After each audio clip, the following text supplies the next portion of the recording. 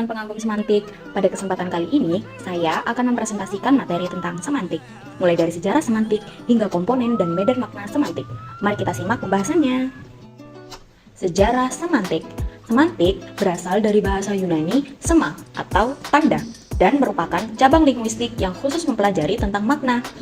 Pada awal perkembangannya, ilmu semantik dulu diabaikan karena ahli bahasa lebih fokus pada struktur kata dan kalimat.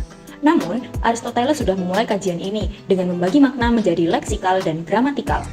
Tokoh-tokoh pada ilmu semantik ada Plato, Aristoteles, Reisig, Michel Brel, dan Ferdinand de Saussure. Kemudian, fase sejarahnya mengalami perkembangan mulai dari fase pertama, masa bawah tanah, lalu fase kedua, masa pertumbuhan, dan fase ketiga, masa perkembangan.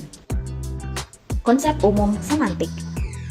Berdasarkan teori Saussure, tanda bahasa terdiri atas signifier, wujud atau lambang bunyi fisik, dan signifiant, makna atau konsepnya. Nah, berbeda dengan Plato yang menganggap ada hubungan langsung antara kata dan juga benda, Aristoteles menyatakan hubungan tersebut bersifat konvensional, yaitu melalui kesepakatan bersama. Semantik sendiri membagi makna menjadi makna leksikal atau melekat pada kata, lalu makna gramatikal terbentuk karena kalimat, dan makna kontekstual tergantung pada konteks. Dan ilmu semantik berkaitan dengan ilmu pragmatik. Selanjutnya, semantik itu, makna bahasa tidak bisa berdiri sendiri, melainkan menjadi sarana penyampaian pesan, gagasan, dan perasaan. Dan itu bersinggungan dengan aspek bunyi, kata, struktur kalimat, penggunaan, aspek sosial, aspek budaya, dan aspek psikologi. Jenis-jenis semantik. Semantik behaviorisme berfokus pada hubungan stimulus-respon atau pengalaman langsung. Semantik deskriptif mengkaji penggunaan makna aktual di masyarakat saat ini tanpa menghakimi mana yang benar dan salah. Semantik generatif mengacu pada struktur dalam atau deep structure atau makna inti kalimat. Semantik gramatikal meneliti makna yang lahir akibat proses tata bahasa seperti imbuhan. Semantik historis mengkaji perubahan makna kata dari waktu ke waktu. Semantik leksikal mempelajari makna kata sebagai satuan mandiri, seperti sinonim, antonim, dan hiponim. Semantik logika menilai makna berdasarkan kebenaran, proporsi, atau argumen. Semantik struktural melihat makna berdasarkan relasi kata di dalam suatu sistem bahasa. Mikro-makro semantik.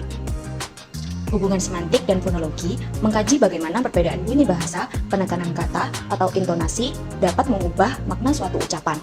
Hubungan semantik dan morfologi mengkaji bagaimana perubahan bentuk kata dapat mengubah makna dasar kata tersebut. Hubungan semantik dan sintaksis mengkaji bagaimana susunan atau struktur kata di dalam sebuah kalimat dapat mempengaruhi dan mengubah arti kalimat tersebut. Hubungan semantik dan sosiolinguistik dipengaruhi oleh status sosial. Semantik psikolinguistik berkaitan dengan cara makna dipahami dan disimpan dalam pikiran. Semantik antropolinguistik dipengaruhi oleh budaya sehingga makna dapat berbeda pada setiap masyarakat. Semantik neurolinguistik berkaitan dengan proses makna di dalam otak.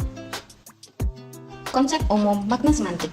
Menurut Saussure, makna adalah konsep atau gagasan yang muncul di dalam pikiran kita ketika mendengar atau membaca suatu tanda bahasa. Dua unsur utamanya yaitu penanda dan petanda. Segitiga makna yang diciptakan oleh Oakden dan Richard menjelaskan bahwa proses pemaknaan melibatkan tiga unsur yang saling berhubungan, yaitu simbol, kata atau tanda bahasa yang kita gunakan, lalu konsep, gambaran atau pemahaman di dalam otak kita, dan acuan atau referen, objek atau benda nyata di dunia asli. Klasifikasi makna menurut Leach, konsep makna itu menyentuh fungsi sosial dan psikologi, diantaranya makna konseptual, makna konotatif, dan makna afektif. Struktur penyampaian makna sendiri dibagi menjadi dua. Ada informasi, yaitu makna yang disampaikan secara gamblang, jelas, dan tertulis langsung di dalam kalimat, dan maksud, makna yang tersembunyi di balik kalimat dan hanya bisa dipahami jika kita tahu situasi atau konteksnya. Makna terbentuk dari kombinasi empat hal, yaitu simbol, konsep, acuan, dan nilai rasa. Terakhir, ketika berkomunikasi, ada empat aspek makna yang saling bekerja. Pengertian, isi pesan atau informasi dasar yang sebenarnya ingin disampaikan, perasaan, sikap emosional atau nuansa perasaan pembicara terhadap hal yang dibahas, nada, sikap pembicara terhadap pendengarnya yang menggambarkan hubungan sosial mereka, dan tujuan, maksud atau efek tertentu yang ingin dicapai oleh pembicara terhadap pendengarnya. Jenis-jenis makna semantik.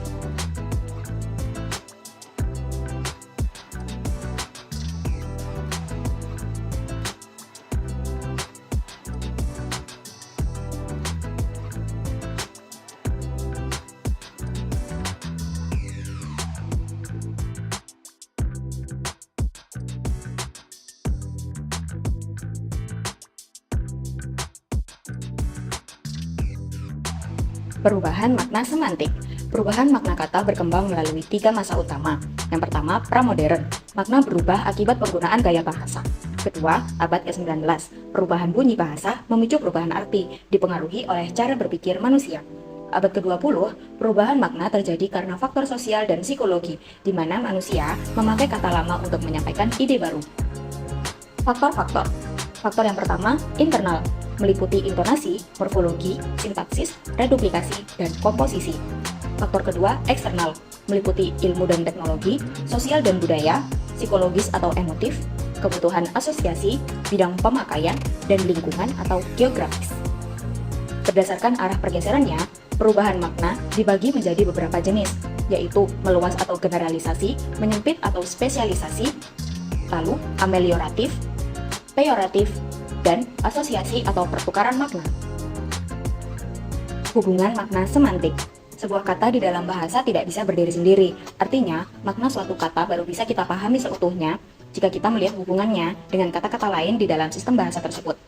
Contohnya, sinonim, dua kata atau lebih yang maknanya sama. Contoh, mati dan meninggal. Homofon, bunyinya sama, tetapi tulisan dan maknanya berbeda. Contohnya, bank dan bank. Homonim, tulisan dan bunyinya sama persis, tetapi maknanya berbeda. Contohnya, bisa dan bisa. Homograf, tulisannya sama, tetapi cara baca dan maknanya berbeda. Contohnya, apel dan apel.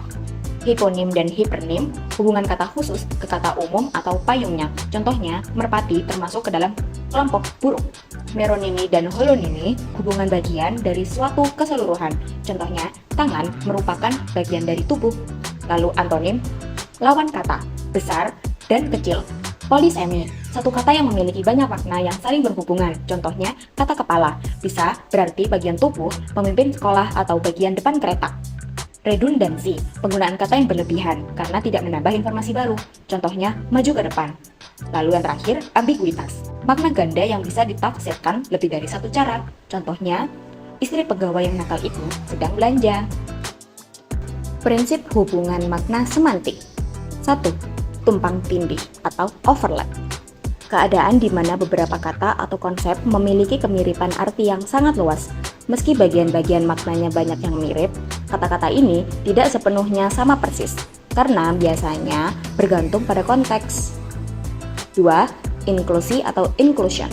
Prinsip di mana suatu konsep atau kata yang bersifat umum, wadahnya mencakup kata-kata lain yang sifatnya lebih khusus. 3. Komplementer atau complementary. Hubungan antara dua konsep yang saling berlawanan dan saling melengkapi, di mana batasnya sangat tegas dan tidak memiliki area abu-abu atau irisan di tengah. 4. Bersinggungan atau intersection. Keadaan di mana dua kata atau konsep yang berbeda ternyata beririsan sebagian atau memiliki area yang sama dalam konteks tertentu. Komponen dan medan makna semantik. Prinsip utamanya, kata-kata saling terikat dalam hubungan yang kompleks berdasarkan kemiripan fungsi atau kategori, bukan berdiri sendiri secara terpisah. Medan makna, kosakata suatu bahasa tidak tersusun secara acak, melainkan terkelompok. Kata-kata ini dikelompokkan berdasarkan kedekatan wilayah maknanya. Medan makna memiliki 4 ciri utama, yaitu berbasis bidang kebudayaan, memiliki komponen bersama dan pembeda, bersifat relasional, dan bervariasi antar bahasa. Dua hubungan relasi, yang pertama, paradigmatik atau kolokasi, dan yang kedua, sintagmatis atau perangkat.